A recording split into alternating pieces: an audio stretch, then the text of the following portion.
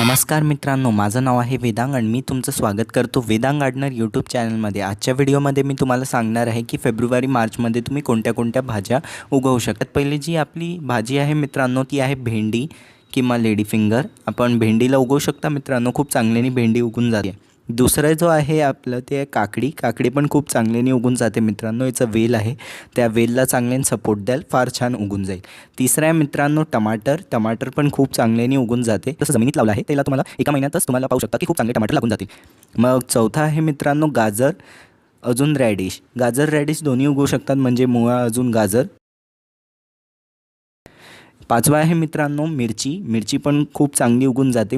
मग सहावा आहे मित्रांनो आलं किंवा अद्रक, जिंजर, खूप चांगलं राहील मित्रांनो। आपलं सातवा आहे मित्रांनो फुलकोबी किंवा पत्ताकोबी। पत्ताकोबी पण खूप चांगल्याने उगून जाते मित्रांनो, पत्ताकोबी तुम्ही उगवू शकता, अजून फुलकोबी पण उगवू शकता। आठवा आहे मित्रांनो पालक। पालकचे बिया पाहू शकता असे दिसतात, खूप चांगले असतात ते। नववा आहे मित्रांनो आपलं वांगे। वांगे पण खूप चांगले उगतात मित्रांनो, तर वांगे पण नक्की उगवू शकता।